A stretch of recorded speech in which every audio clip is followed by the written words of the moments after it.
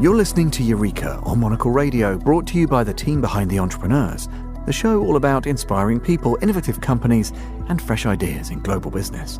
I'm Tom Edwards. Phyllis Chan and Suzzie Chung are lifelong friends with a shared passion for fashion. After growing tired of working for others in the industry, they decided to found YanYan, a Hong Kong-based premium label offering high-quality, playful knitwear that's reasonably priced and totally unique. The name YanYan's derived from the Cantonese word for everyone and embodies the brand's philosophy of creating quality, design-focused knitwear that's very much accessible to all. Since its launch in 2019, YanYan has certainly made a name for itself on the fashion scene, thanks to their thoughtful designs and the quality craftsmanship of the pieces, which feature bold colours and are adorned with buttons and embroidery. Today, the label is stocked in the US, Hong Kong and Japan, and it's coming to Europe later this summer. So, how do you create designs that blend modernity with traditional influences, and how do you make garments incorporating local elements that appeal to a broad audience? Well, Monocle caught up with Phyllis and Suzzie on a recent trip to Kowloon. Phyllis began by talking about the start of their friendship.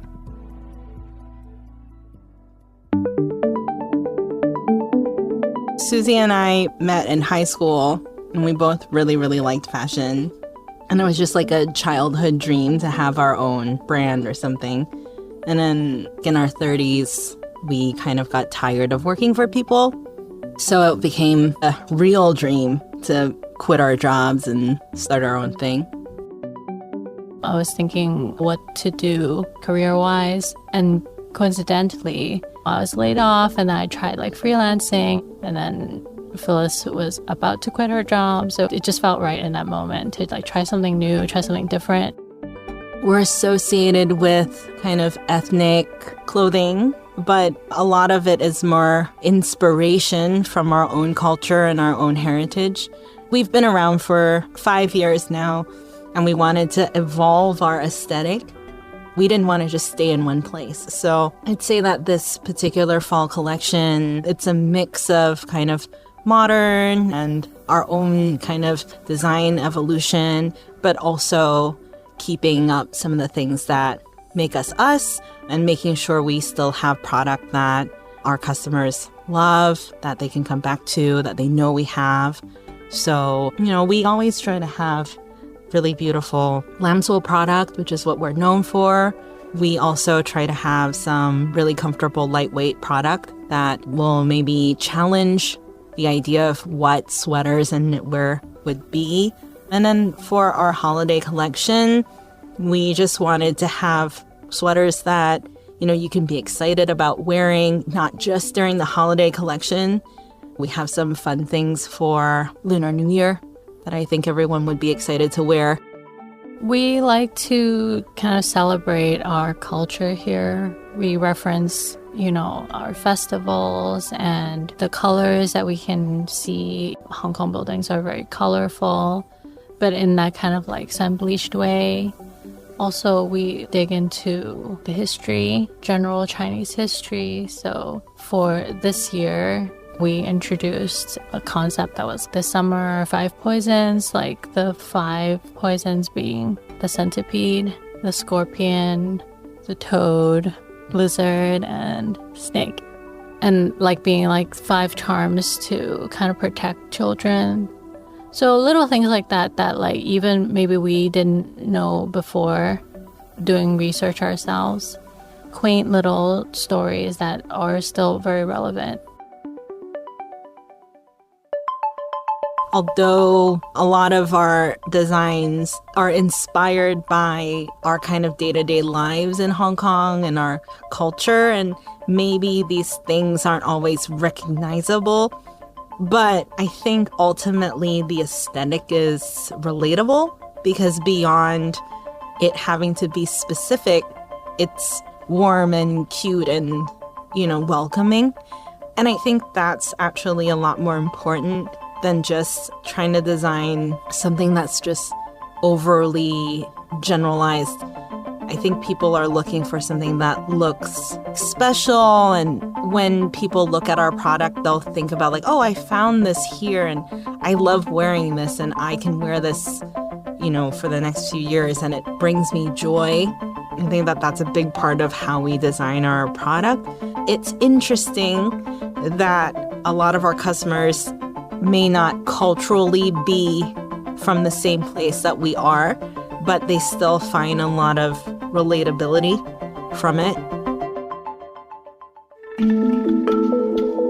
And I think there has been a big shift in what wholesale and what retail is. I think a lot of brands were maybe hopeful, maybe overcommitting.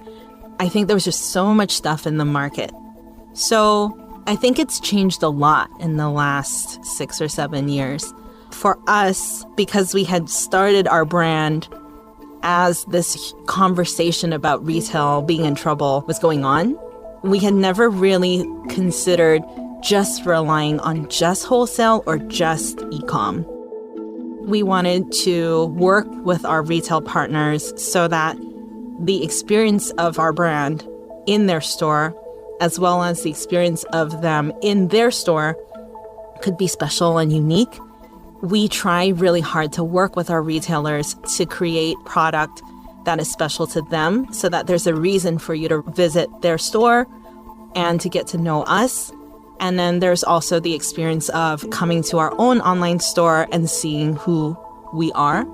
So I think not putting all our eggs in one basket, but also thinking about kind of the overall narrative and being authentic is important.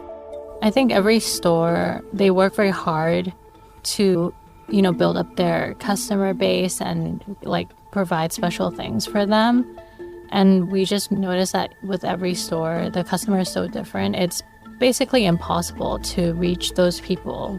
So it is very important for us to work with our wholesale partners, really as partners too, because it benefits us as a brand at the end of the day to reach out to more people without having to spend so much time and money on, marketing. How do you even market to so many people? I think retail partners provide a level of credibility that a customer will associate, they're in Nordstrom or they're in Joyce. And then they'll say, okay, yeah, they're real. They're like a real brand and a real store and their product is real. So being in the right retailers really does help us. It tells the customer what the level of quality should be. For us, it's also, we believe in long-term customers. So we try, we have to make the photos really, really beautiful and interesting and attractive within the pictures. But ultimately, what you pay for is the garment. So when the garment turns up at your house, if it doesn't fit you or if the aesthetic isn't yours, that's fine. You can change your mind. But we never want it to be a question of the quality or the materials that we use. The economy is weird. Slow fashion is a thing that people like to talk about. We are so slow and so unambitious, which I think has worked out for us considering how the world is right now. Honestly, I think as long as our goal is always to make beautiful product that makes our customers happy and not to overextend ourselves so that we can't deliver what we're here to do. So I guess for right now, there's that. I mean, we'd love to have more men's customers and things like that, but I think that long term, that's still the thing, right? Yeah. Make nice clothes. Yeah.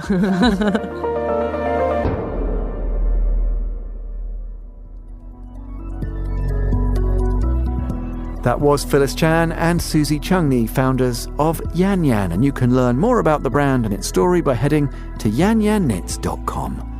And that's it for this episode of Eureka. We'll be back at the same time next week. The programme was produced by Laura Kramer, with audio editing by Jack Dewars. And thanks to James Chambers for his reporting in Hong Kong. Listen again and find out more at Monocle.com, or follow us and catch up with the archive via your preferred podcast platform.